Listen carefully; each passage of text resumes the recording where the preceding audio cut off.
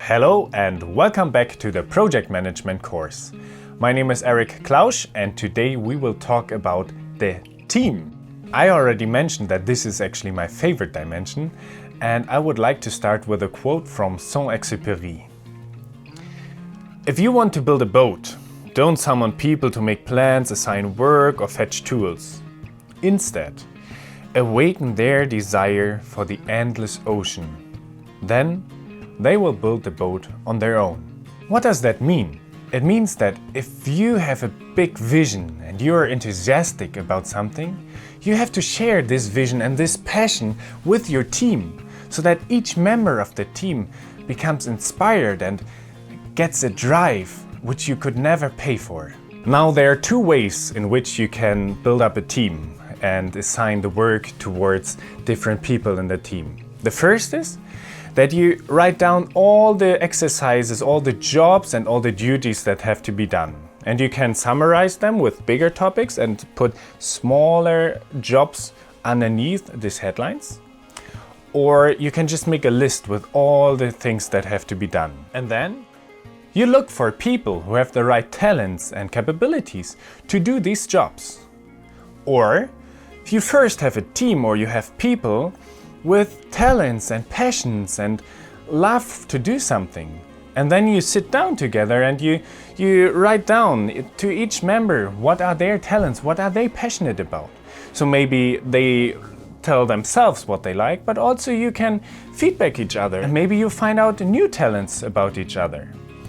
And once you have the list of all the people that are included, you might have new ideas what else you could do in the project. And then, once you have that, you write down which exercises you can do. And it might be easier to match this with the people and their talents. And also I encourage you to sometimes rotate the jobs, because that's fun as well, because people like to learn. And then you can just exchange the jobs and learn from each other. And maybe you develop something new because you have a different mindset and you know different things and you do things in another way, which might make the project more efficient in a long perspective. When you're in the middle of the project and the process, there will be times where you have to work a lot and there's a lot of stress. Still, I encourage you to constantly do, I would call it well-being sessions. Sit down with your team and talk to each other. What are your concerns about the project, but also general in life? So you might discover that someone has actually problems that have no relation to the project, and still it has effects on the project. So you might think about solutions, so you might take someone else to help this person so they can work on it together. Also important is that you, as the visionary and maybe as the leader, constantly talk to the people, that you, I call it listening between the lines, that you find out, are the people actually satisfied, or could you help them somehow? Maybe if they do another job, maybe if someone would help them, or maybe they want to do more, or they want to do different things, or have more responsibilities. So take the time and talk to your team members one by one, but also in a bigger team to get inspired every time again.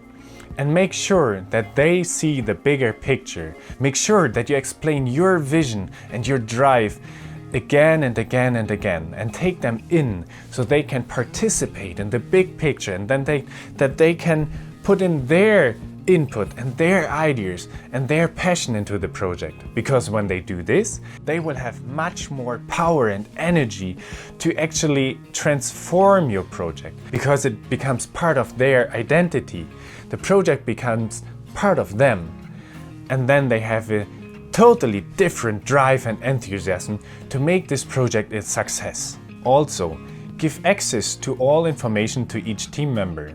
Hand out the plan, the timetable, but also the infrastructure plan, so that each team member knows what is going to happen in the big picture. That they don't just know their tiny little thing, but they know that they contribute to something bigger, and that they understand their part in the big chain. So they understand as well, then if they don't do their job, then other people can't do their work.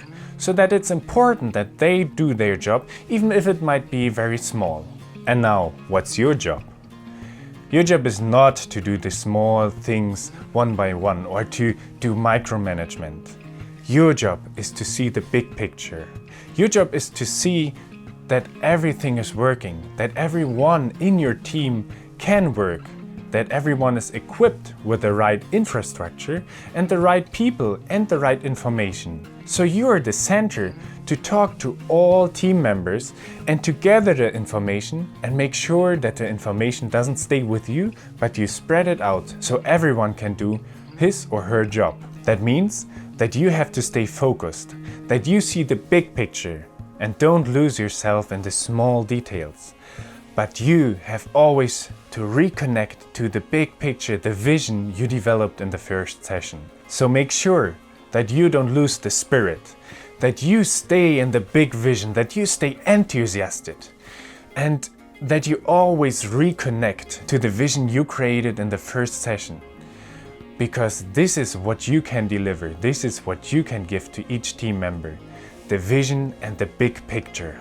This is only a tiny little input about the team, but I'm sure if you stay present and you connect to the team members, that you will learn much more along the journey in your project.